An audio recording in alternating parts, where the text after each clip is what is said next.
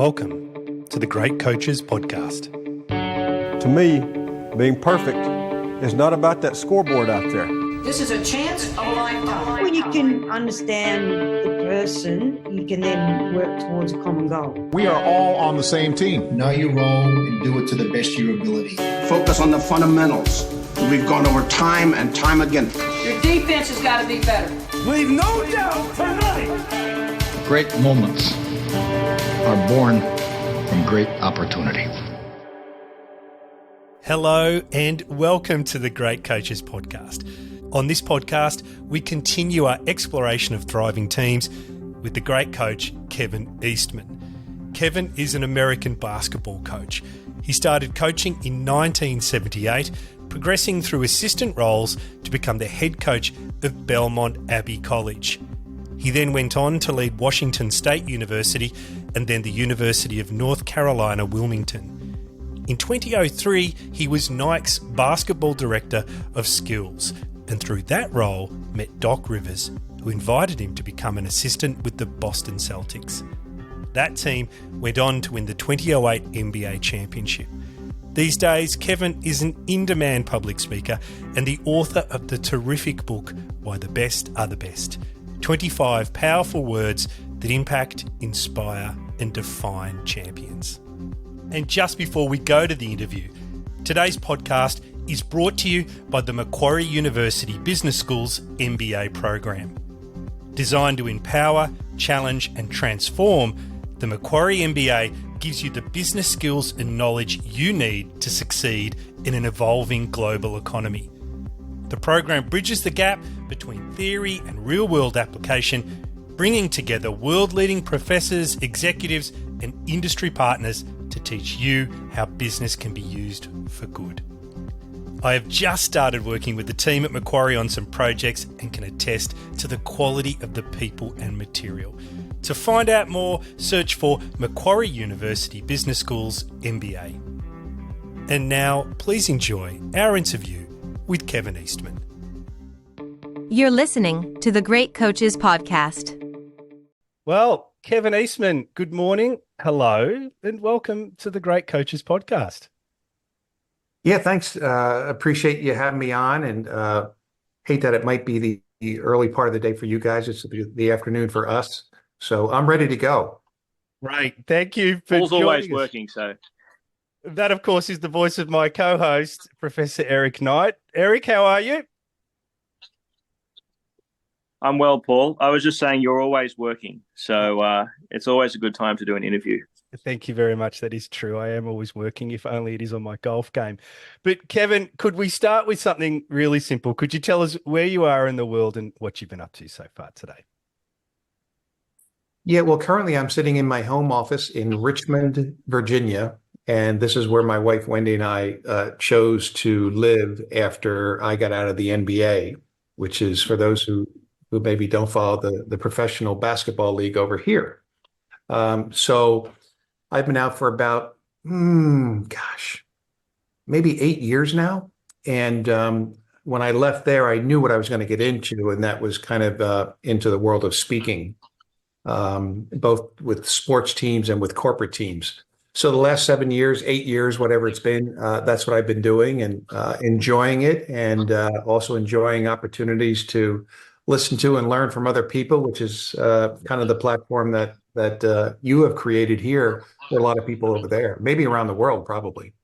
Oh, thanks, Kevin. In fact, I was brought to your attention through one of the coach developers here at the Australian Institute of Sport, who recommended that I connect with you because of your LinkedIn profile and the great social media presence that you have. So very much looking forward to talking with you today about all things teams and basketball and perhaps more generally just leadership. But Kevin, can we start with the book? I read it over the summer break, over the Christmas break. It's called Why the Best Are the Best, 25 Powerful Words That Impact, Inspire, and Define Champions.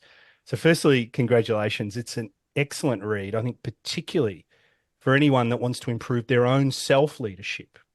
And you know, one of the ideas in the book that resonated with me very strongly was this one where you say, be there before you get there. And I wanted to ask you, firstly, Can you tell us how you've applied this concept in your own life?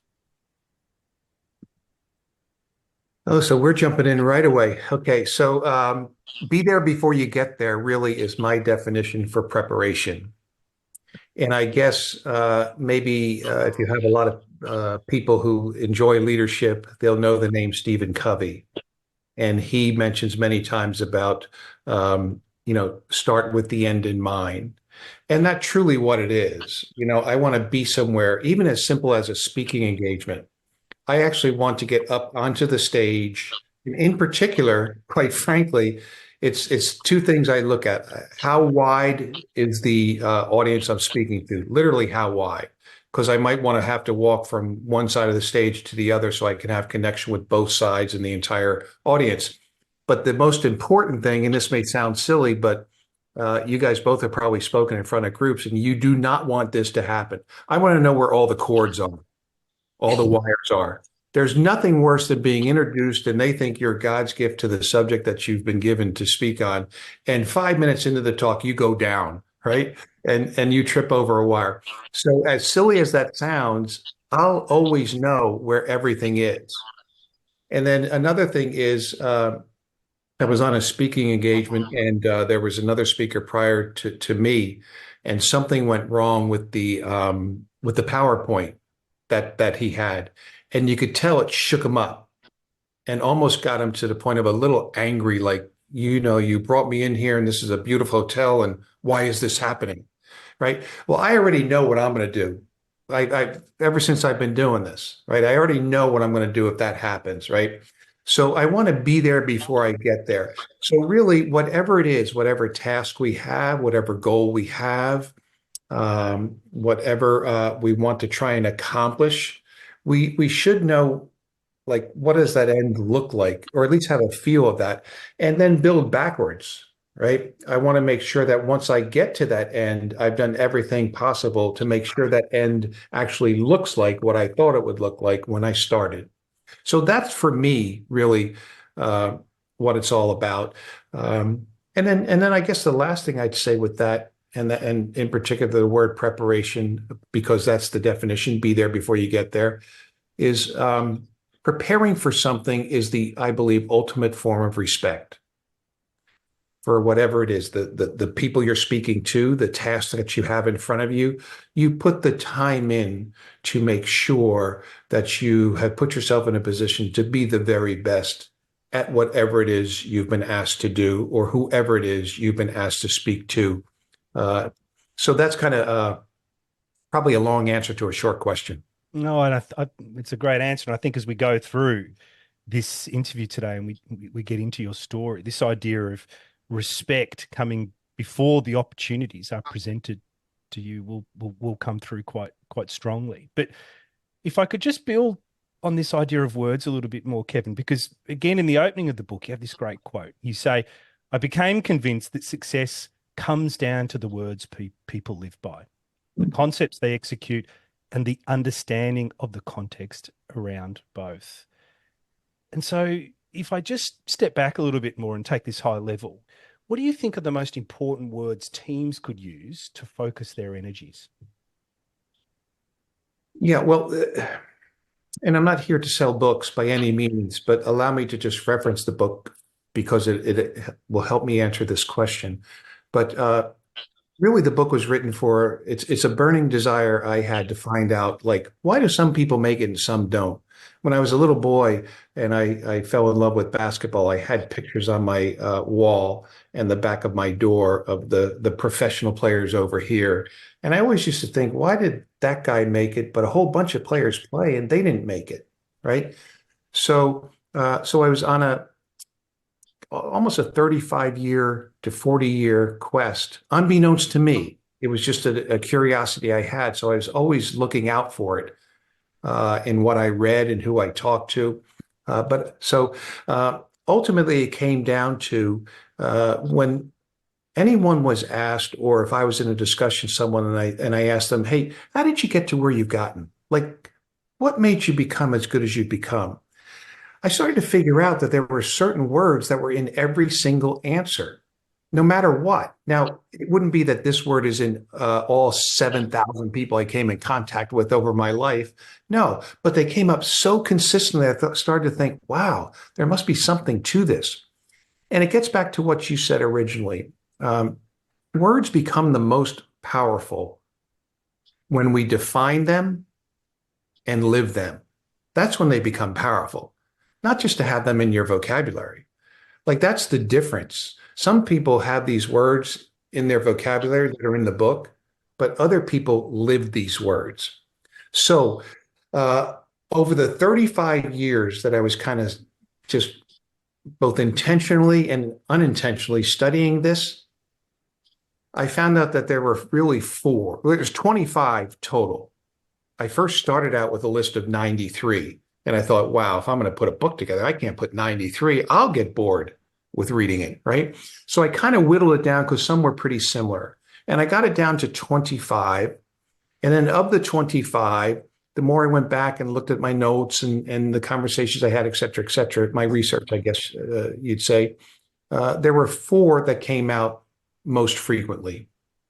And there's one that I believe is the single most important word in all of success, no matter what we do, no matter what any of your listeners are doing, whatever industry they're in, craft they're working on. The single most important word in all of success is the word truth. Truth. And the reason I say that is because how can we get to where we want to go without knowing the truth about what we're doing well? Let's keep doing that and try and enhance that. And more importantly, what I found from the best of the best is they appreciate when you tell them they did something well, but they really want to know what they're not doing well. That can take them up that little bit, that 1% that we keep reading about in the books, right? Making them a little bit better. So for me, truth was the single most important word in all of success because it allowed me to know where I stood, right? Now, it's important when we haven't gotten into truth tellers and all that sort of stuff, right? And who's around you and who's in your circles and all that, right? So, and in no particular order, and really the acronym for this is TIPS, TIPS. These are the four with the T, truth, being number one. The other three are the word intentional. And for me, as I said, I define these, right? And intentional is what we do on purpose to fulfill our purpose. What are we doing on purpose each and every day to fulfill our purpose as a coach, as a manager, as a director of a department, as a sociology professor? What are we doing on purpose to make sure we fulfill that purpose to the best of our ability? So that's intentional. Preparation was another word that came up all the time, and we just spoke about that. Its definition in my illogical mind, I guess, is be there before you get there. And then the last word that came up most often was the word standards.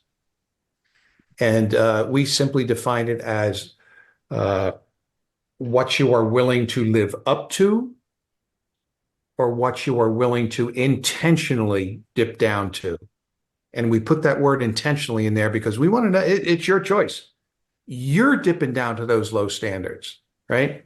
So those are the four and when you speak of teams, my goodness, teams in sports or teams in the corporate world, they've got to have those four things present, available, and living those things each and every day to become their best.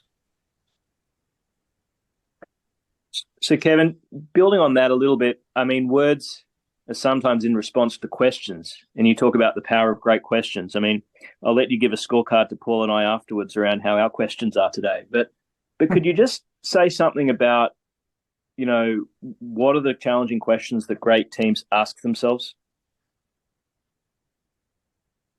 Well, first off, that's a good question.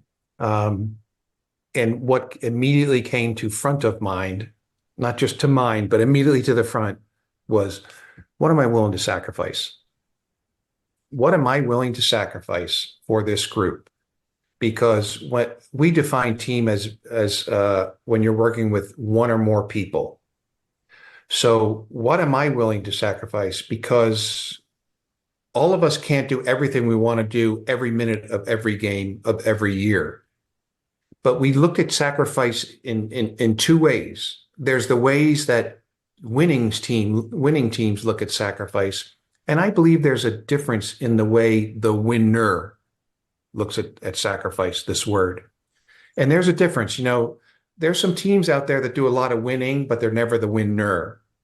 And in pro sports in particular, especially in the NBA, I mean, you get into that as a coach and a player, ultimately to win something that you can't buy, right? Even though they make all that money, they can't buy the world championship ring that we got in 2008 with the Celtics, right?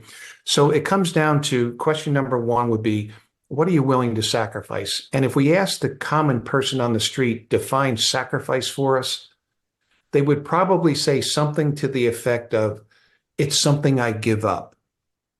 And it truly is.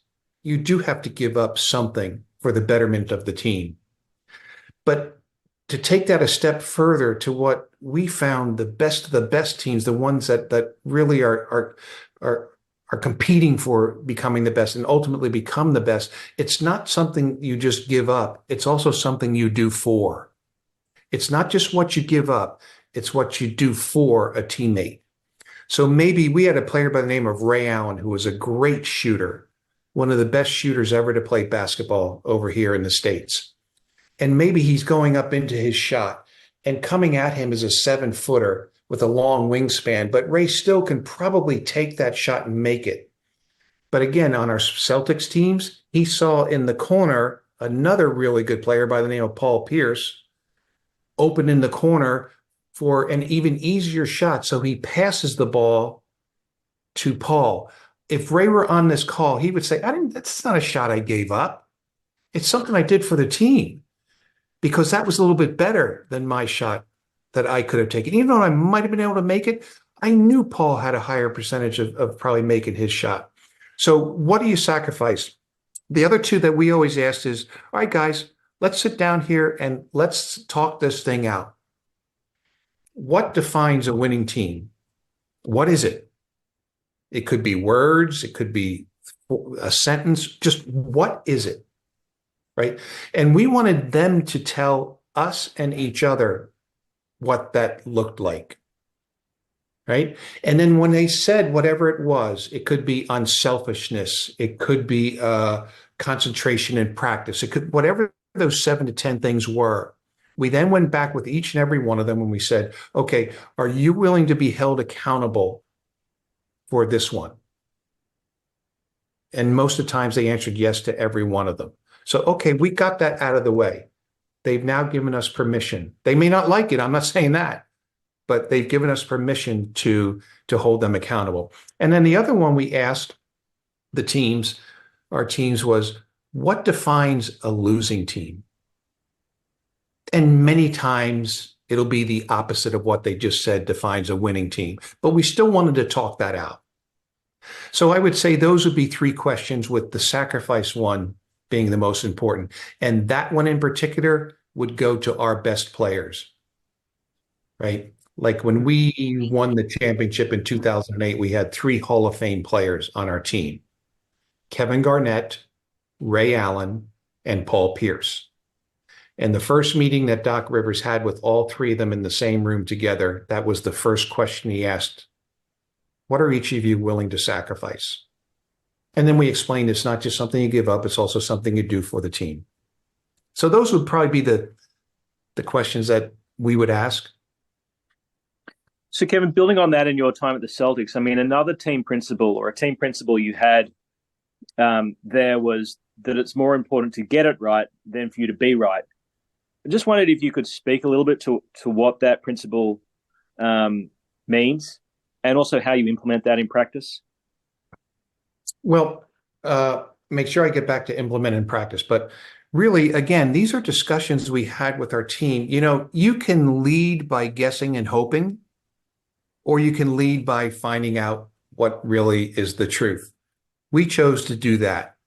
And we chose the way we chose to do that was just to sit in a room face to face, not finger to finger, click to click, but face to face, eye to eye, and let's talk this thing out.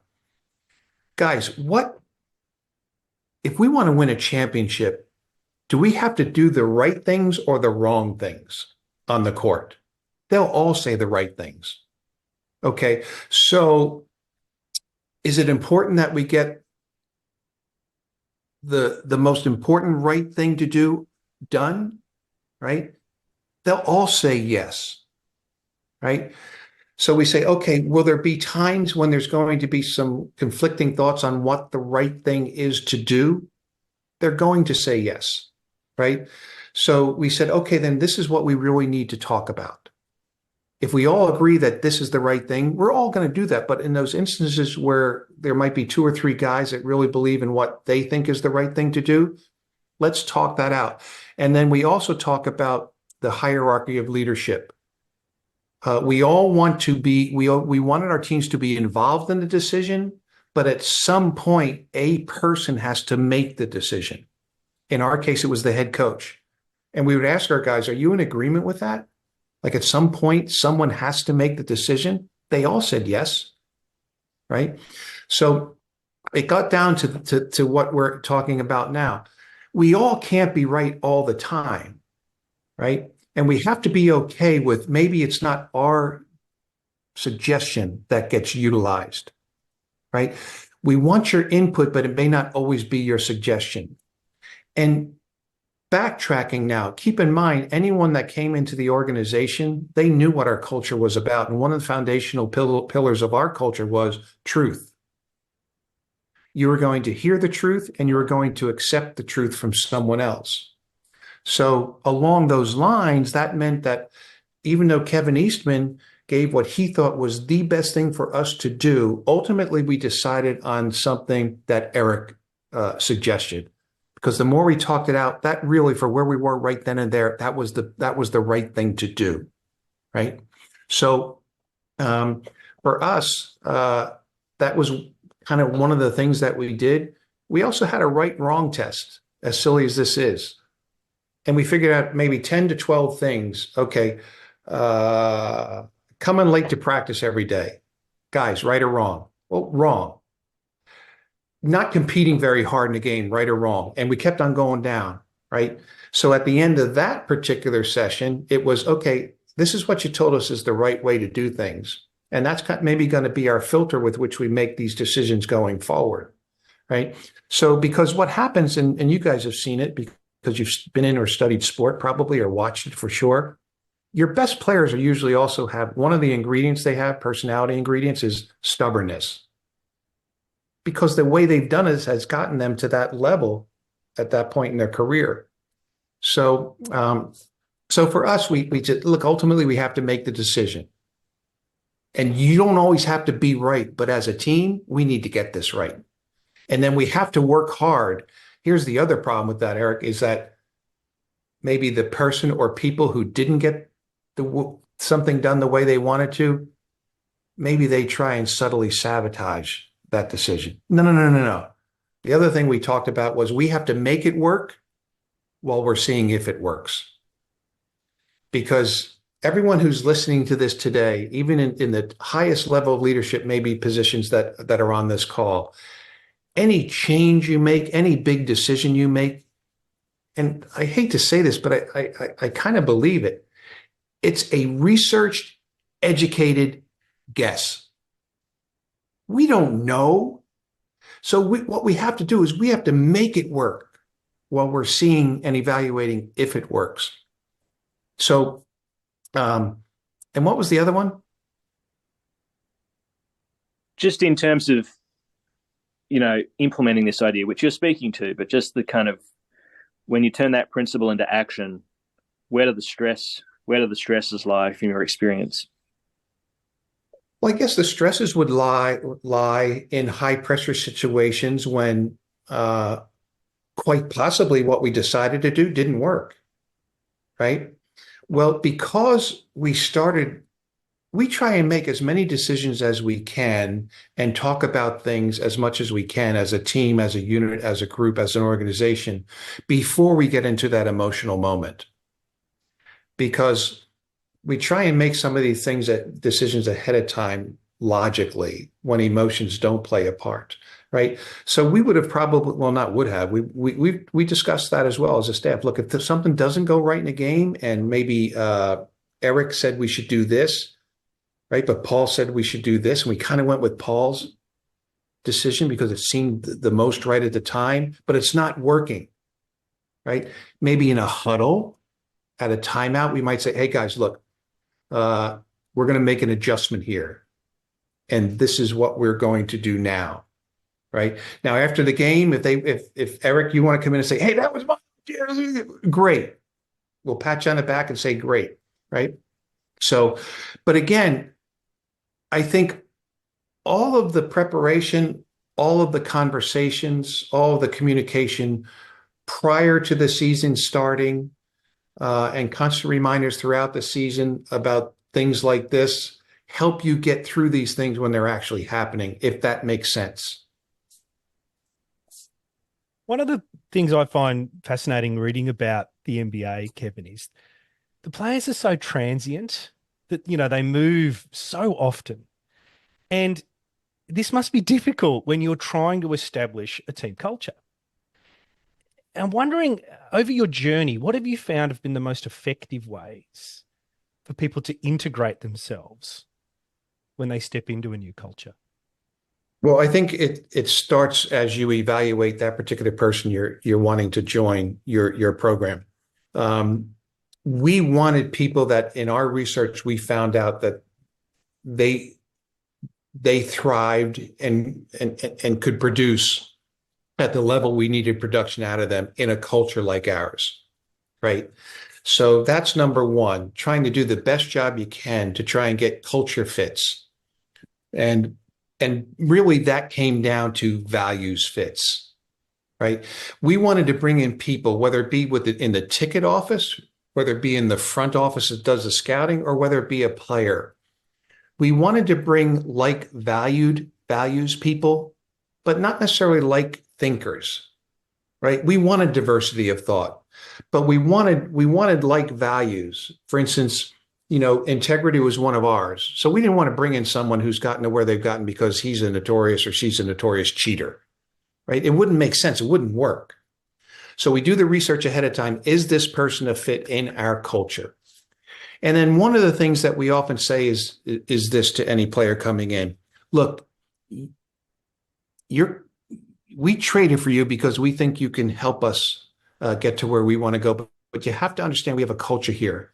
So you have to become us. We don't become you, right? You have to integrate into how we do things, right? We don't do everything. Well, yeah, coach, I love your culture, except, I only practice one day a week and I only go 15 hard minutes during that practice. I just want you to know that ahead of time. No. We don't become you. No, that ain't going to work here. Right. So that's the next thing. The next thing is to have a culture clarity conversation. Being very clear on day one before they even one bead of sweat goes out of their forehead onto their practice uniform. Paul, this is our culture. Right. And usually it'll be one of the assistant coaches kind of maybe breaking that down for a player and letting them ask any questions about it. And, if it were me talking to the player, I'd probably remind them periodically through the first few weeks, maybe month and a half, just about culture. Right. Hey, see that? See what Eric did? That he verbalized our culture right there. Now, nobody would know that outside of our team, but that's our culture. See what he did when that guy went on the floor and he ran over and helped him up? That's our culture. Because anytime a person can see and feel the culture rather than just hear it, it's got a better chance, we think, of number one, being understood and hopefully being internalized. So the clarity conversation, and people have different definitions of clarity. The one I hear the most is just making sure that people understand what you mean. No,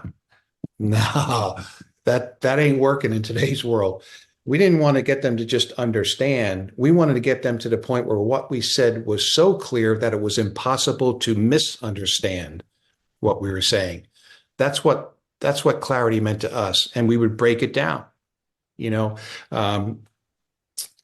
Our basic our basic culture dealt around this concept that, and you may want to talk about it later, we may want to or not, an African way of life called Ubuntu.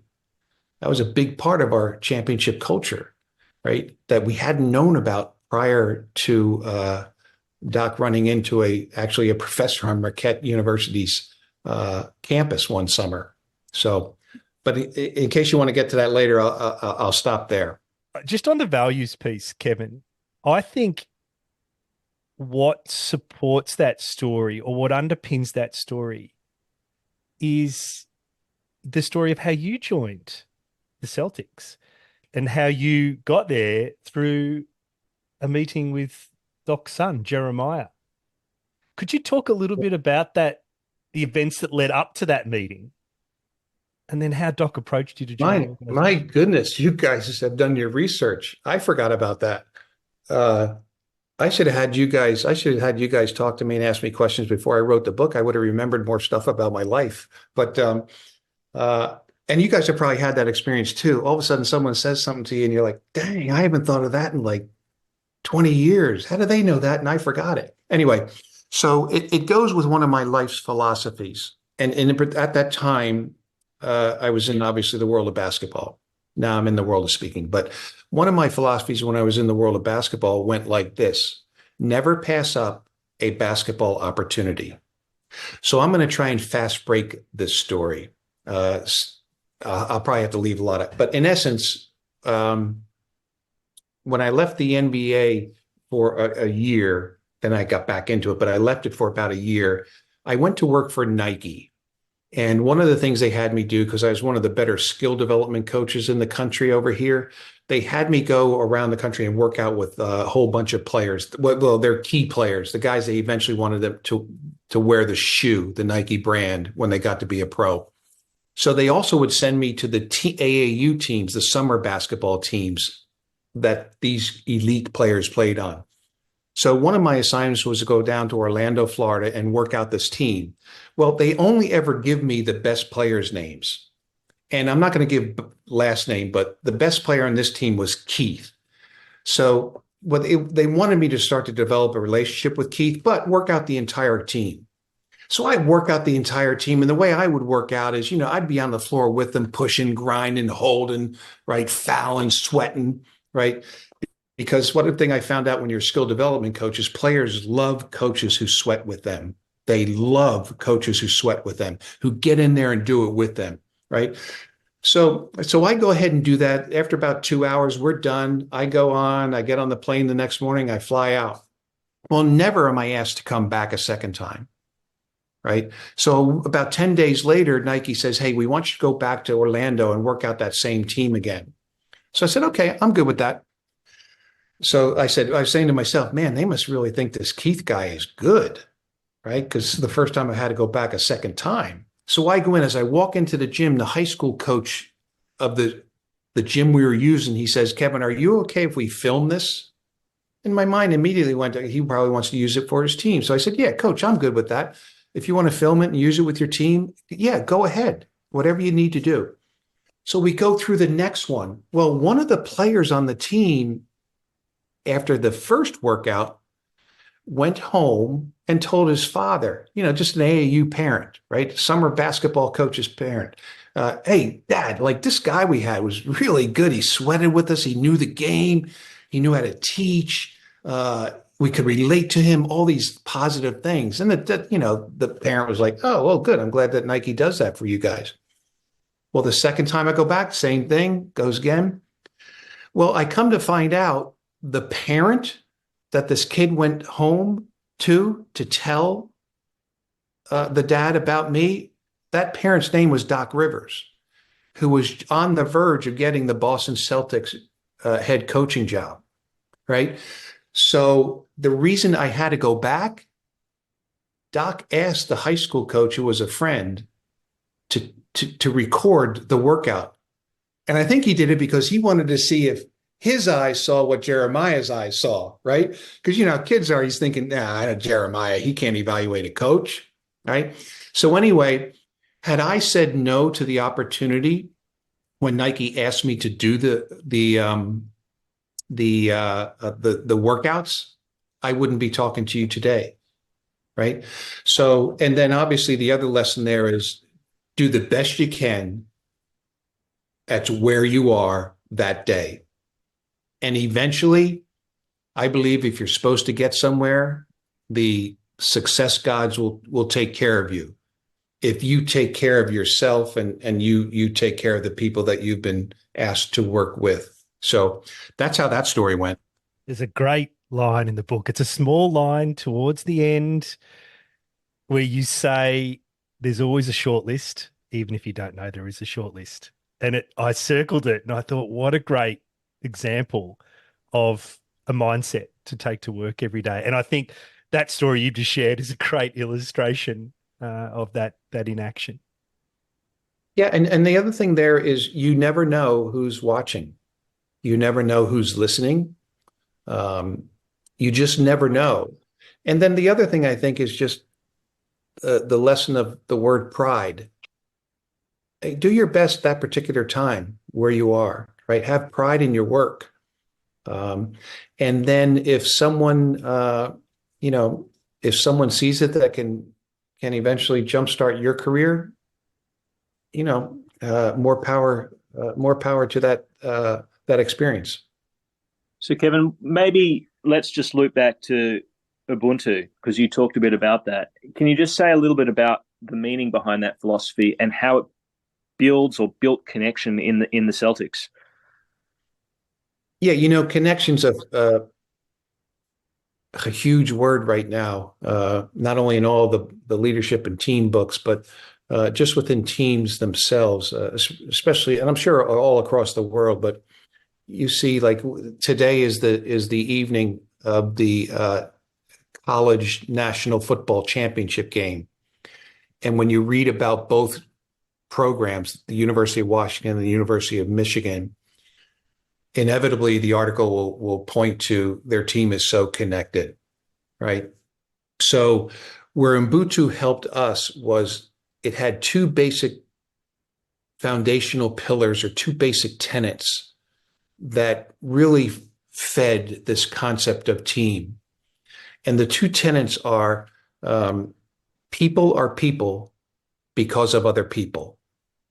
People are people because of other people. And the second tenet is, I can only be all I can be if you are all you can be. So let's look at the first one. People are people because of other people.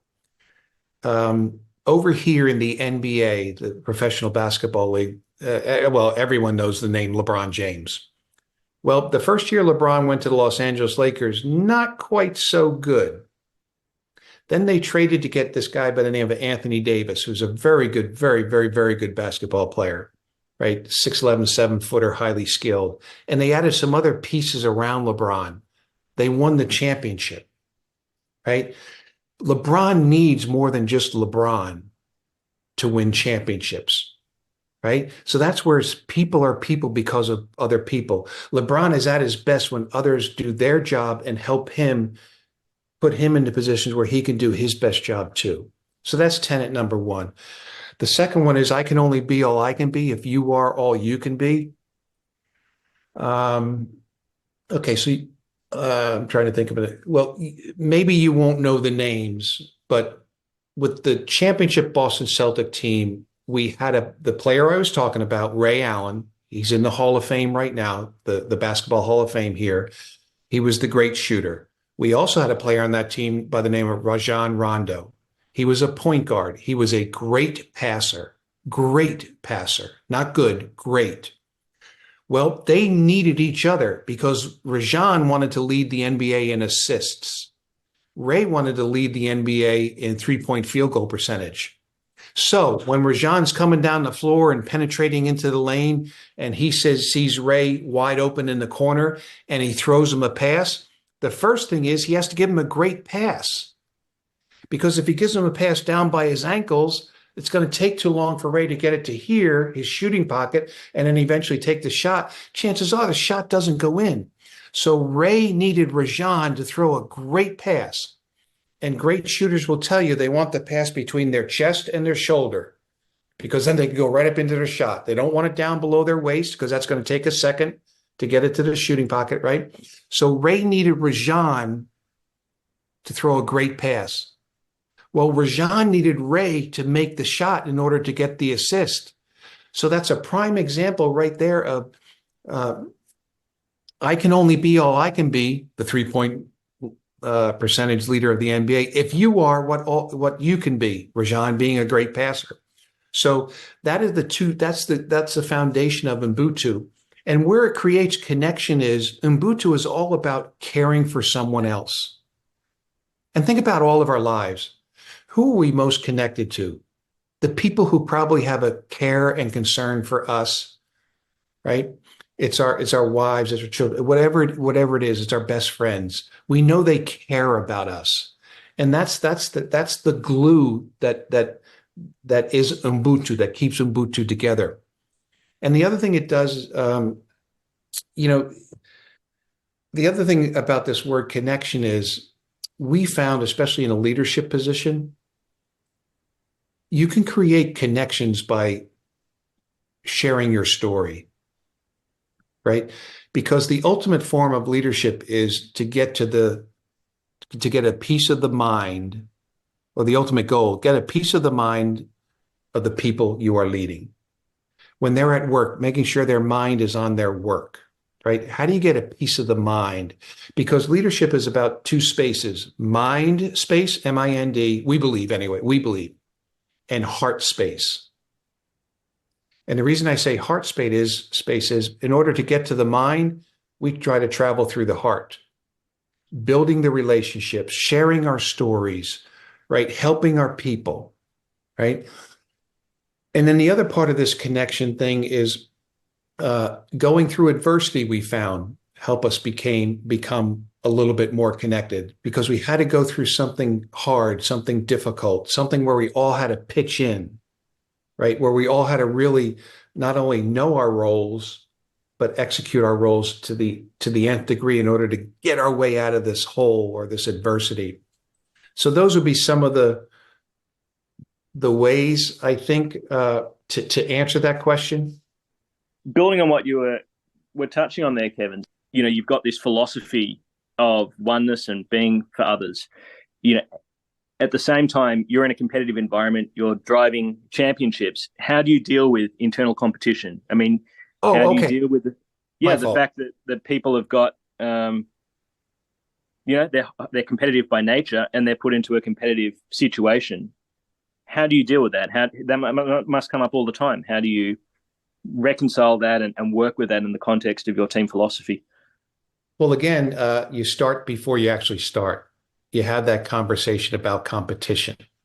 And first we define competition, because there's fake competitors. In our sport, the guy who dives after a loose ball on the floor and has no chance of getting it, but it looks good, and the coach will say, wow, he's really playing hard. No, he's playing stupid, right? The ball's out of bounds, right? How about playing hard when three guys dive after the ball, then dive after it? That's a competitor, right? So competition is defined by us as you are still playing hard and giving your best effort even when you are playing horribly. Meaning maybe your shot's not going in and you're turning the ball over, but you're still playing hard. And the other part of the definition of competition is you're still playing hard and giving your best effort even when you're down by 33 points. Because that's when you can tell the true competitor, when you're being soundly beaten or when your game is so bad that particular night. What do? Do you give in? Right? No. So a competitor doesn't give in. So that's number one. Number two, we talk about, hey, look, guys, only 5 players can start each game. And we've done this exercise before. We have asked all of our players to write down the number of minutes they think they should play per game. Our game is, let's look at the college game. The college game is 40 minutes long. So there's 5 players on the floor at one time. So 5 times 40 means there's 200 minutes available in every game for your team. Well, when we add up all those minutes that our players say they should be playing, it comes out to like 331. So we tell our guys, okay, look, there's 131 minutes. How do we do this? Guys, everybody can't play as much as they want to play. And you have to trust us as a coach. We're going to put the players in there that should be in there at that particular time of the game, right? And that'll be based on what we see in practice, what we see when you get minutes in a game. You know, we have this term over here. I don't know if you do garbage time, the end of a game when maybe the game's already decided. You know, you might be winning by 30 or losing by 30, and you put maybe the end of your bench in. We educate our guys. That's not garbage time. That's proving time. Proving time. Play great through those 20 minutes, even though we're down 30. Show us that you are playing the way we need you to play, right? So, look, in a competitive sport, some guys play, some guys don't, and you just got to kind of talk it out. But we talk ahead of time that this is going to happen to you guys.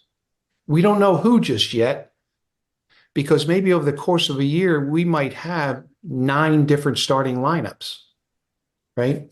And you guys have a term. Do you have a term over there called next man up?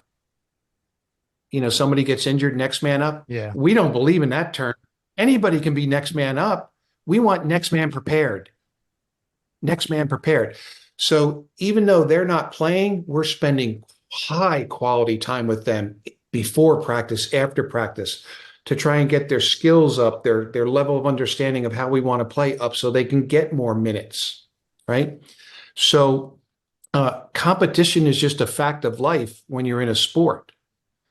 And we don't want the competition. We want to compete in practice and push people in practice, because the starter, if he's being pushed by the second unit guy a little bit harder than maybe some other teams we're competing against, that's going to make our starter better too, right? So, you know, it's a difficult thing. And what we simply do is we try and talk our guys through it and what we're thinking and why we're thinking that. Because the question everybody asks who's not playing, they all ask the coach this question: how can I get more minutes? How can I play more? And you have to have the answer for that. And that answer is different for different players, right? So it's, again, we're not going to rely on hoping, guessing. We're just going to sit down with our guys, explain it to them as best we can, and they may still leave that meeting, that conversation, pissed off. But at least you put it out there. This is why you are where you are. So, and they know our intent is to, like, if you're going to play, there's what they call YMCA basketball over here, youth basketball. That's where everybody plays. Have a good time. Everybody plays kumbaya. Well, as you climb that ladder, only the players who should be on the floor are on the floor. It's competitive. So you got to be able to deal with that. And then when you get your minutes, you got to be able to be productive in those minutes. But we'll prepare you just like we prepare the starters. We'll prepare you for those minutes. We'll keep you in shape. We'll make sure you know the game plan, all the things that go into being a productive player on the floor. We're going to do that for you. So that's kind of how we deal with it. It's not easy, though. And that means Kevin, you have to have hard conversations, right? Yeah. You have to have some hard conversations. So, Kevin, taking a leader's perspective then for a point on this, I mean, you've said that great leaders can see the invisible. Can you say a little bit around what are the things that they see? Yeah, I think they see the invisible and hear the inaudible, right? We had a saying around our programs called, I know what he said, but what did he say? I know what he said, but what did he say? Right? And that might be, I can think of an example. We had this real kind of hockey rookie that played for us. I'm not going to name the name. And we had this guy by the name of Kevin Garnett, who's like one of the best players ever to play the game of basketball. He's in the Hall of Fame now. So after the game, the cocky rookie was asked, what did you think of Kevin's performance? And the answer was, He played well. He gets a lot of our shots, and Doc gives him a green light, and he can make some mistakes and still stay in the game, but he played well. That's what he said. What he really said was this: if I got all those shots, if Doc would just play me more minutes, if he wouldn't take me out when I make mistakes, I could do the same thing Kevin Garnett could do. So that's why I always monitored newspaper articles. I monitored them. Doc never read them because he didn't want to know what people were saying. He wanted to keep a clear mind. I wanted to read them because I wanted to know who I needed to talk to. So I had to interpret sometimes, okay, that's what he said, but I think this is what he really said. What did I do? Face to face. Why guess? Leadership by guessing doesn't work. And I haven't seen a book on that. Maybe one of you guys should write a book on leadership by guessing. A leadership by hoping, leadership by wishing. It doesn't work. Leadership by conversation, right? Leadership by relationships, leadership by truth. At least it gives you a chance to know what might truly be going on with that player with your team. So, you know who was one of the most important guys in our organization with the Los Angeles Clippers? Was our equipment manager. Our equipment manager, the guy who does the wash. How could he be that important? Because he was one of the best relationship people in our organization. Guys would talk to him. We could find out some things that were going on through this equipment manager. A lot of people didn't see that. Why? Because a lot of people look and then they judge. Where is that person on the hierarchy? What is their title? How much power do they have? Rather than not about titles, offices, power, it's about impact, influence, inspiration. The 3 I's, I think, of great leaders. Great leaders impact people. They inspire people, right? And obviously they have to influence as well. But in the books, we only hear about influence. Those other 2 I's are really important too. So I saw this in this guy. I knew how, and then he would come up and give us some suggestions when I was in the front office. I left the bench and went into the kind of the business side of the organization for a while. And he would have some great suggestions.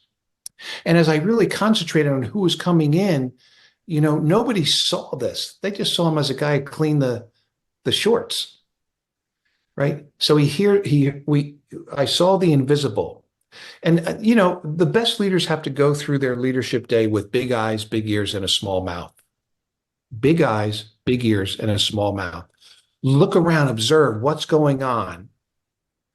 Listen, right? You may be in the coffee room and there's a conversation going on where you might hear some stuff you need to hear because they may not even know that you're there, right? So I always had my ears wide open, my eyes wide open, and I tried to keep this shut, except when I needed to utilize it, right? So enough on that. Kevin, you've been very generous with your time. Perhaps just one last question, if we could. Yep. And it's the legacy question. So you've had a great career. You've done college, you've done youth teams, you've been up to the NBA, you've spoken all over the world, and you've interacted with so many people. As you reflect back on this legacy of the people you've interacted with, the people you've led, how do you hope that they describe it? Well, I know this about legacy. If that's your focal point each and every day, I'm not sure you actually have one. I think it's how you live and the example you set. That's your legacy. But I guess I would say, if they had to say anything, it would be care for, was there for, and impacted me in a positive way. Cared for us, was there for us, and impacted me or us in a positive way. And you never know, a legacy is built drip by slow drip by slow drip. A legacy is built by one conversation at a time, not this huge deluge of things that happen. And then I think, the other thing about legacy, and I said it in the book, and you can flip it either way you want. I'll let the listener figure out which comes first, which comes second. But, do your part in your piece of the world. A legacy doesn't have to be something that is left so that in all the history books, your name is in there. There are some incredible legacies that have been left where no one will ever know about it. It could be a legacy in a family. It could be a legacy in a neighborhood. It could be a legacy in a certain portion of the world that really needs some help and some care and some time, right? So I think lead a good life, do the right thing, and you'll have your best shot at leaving a legacy. I think that's a great place for us to finish. Kevin, I wanted to thank you for your time. I know that you've got a college football game to watch tonight, so we appreciate you squeezing us in. And we look forward to sharing some of these great ideas you've got around leadership, self-leadership and teams with a wider audience. Well, Paul and Eric, thanks for having me on, first off. And maybe one day, if ever I get back over there, our paths will cross face to face. Look forward to it. Okay, get your coffee now. Thanks, Kevin. Have a good one. See you guys. You're listening to the Great Coaches Podcast. Eric, not a bad interview. Some great stories there. What were some of the things that stood out for you? Yeah, look, I love this concept around how you join a team and how you join a philosophy that's as strong as what the Celtics have with Ubuntu. Because, on the one hand, you hear a lot of nicety and friendliness and open-mindedness between the teammates. But if you're not in with how they do business, there isn't a place for you, right? So I think that, those tough conversations are really tough. And I thought Kevin touched on that, but I could see some pain there beneath the surface because I do think that it falls to the leaders, the head coach, the captain, to sort of be able to articulate that culture, that set of values, and keep people in line there. What about you, Paul? He reminded me so much of Paul Roos, the Australian rules football coach. In that he's focused on truth and uncovering it and nurturing it and encouraging it. It came through so many times in the interview. And I know that we hear a lot about difficult conversations and the importance of having them, but gee, they're difficult for a reason, right? And they're very hard to open up and they're very hard to do on an ongoing nature. It's much easier just to walk past them sometimes. But so his ideas around truth really connected with me. Yeah, and building on that a little bit, I mean, I'm really struck by this idea that he said, which is in some ways how the story started for him with the Celtics, which is that he sweated with us. I think players have this deep appreciation when you take the issue of truth, where the coach has stood in their shoes. He's one of them, because I think, especially in sport, but I think in so many other organizations, a lot of the kind of motivation, the purpose comes from people's internal identity. And if players can identify with leaders, I think it makes such a big difference because the trust, the respect, the willingness to go along with something when they're not quite sure is so much greater when people think, well, this leader sweated with us. They're in our shoes. They're one of us. I think that's a very powerful statement. I couldn't agree more. And the way I often think about that is, in the weekend paper, there's often a business lift out. I read it after I've read the sport and the culture section. But what I always find interesting is when a new leader is announced in a business and they have a photo of usually them standing by a desk or standing prominently in the office. And there was one on the weekend that I pointed out to my wife. It always strikes me as an interesting choice because if you're working with a business that's got lots of moving parts and there's a large operational focus for that business, I would have thought you would want your first impression to be, I'm not focused on this office. I'm focused on the reality of the day-to-day grind, where the sweat happens. I don't know whether I'm being terribly naive, but look, another way of saying that, which is, I mean, I'm really, I love his focus on words and words matter, but another way of thinking about that is the text and the subtext, right? So the text is the thing you read in the paper, what the person says. The subtext is the impression that you, Paul, have made from watching that picture, what you actually think when you read that. And I think so much of leadership is in the subtext and not in the text. Journalists might write one way of telling a story, but what the people who do the work, what do they actually think? How are they interpreting that? I think is really powerful. And that's what I took away when you made the comment and drawing on his comments that, there's always a short list. You never know who's watching, and to have pride in your work, be the best you can where you are today, I think goes to, all the invisible, the inaudibles, the subtext, the things that, you think get missed, but actually make a world of difference in the end, because it's through those small interactions that big things come, like going off and coaching the Celtics. Well, it was a great story he shared of coaching the Celtics, but I think he summed up that idea well when he said, see the invisible and hear the inaudible. It was probably the second part of that my ears really pricked up, this idea of hearing the inaudible. And of course, he gave the Ted Lasso example of the person that washes the shorts being the person that's got all the information. Of course, anyone who's watched Ted Lasso will know what I mean by that. But I thought it was very, very profound and a very, very interesting observation. Well, I think it's the same point about what you said with leaders, right? Leaders hear when they subvert hierarchy and authority and go to the front line. And when they see where the work is done and the people who are doing that work and how they think and how they feel and how they react, they're seeing things that would be invisible or audible to them if they spent their whole life in the boardroom only, right? Mm-hmm. Because there's only so much that you can glean from a boardroom. It's important, but it's not everything. No, it's not at all.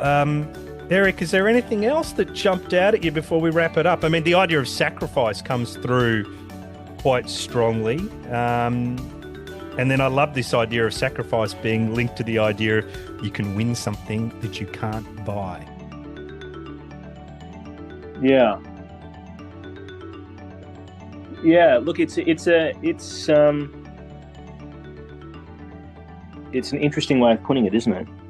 It certainly got me thinking. I was thinking about what am I sacrificing here and there. It put me on the spot, I have to say, Paul. I have to rewrite my New Year's resolutions.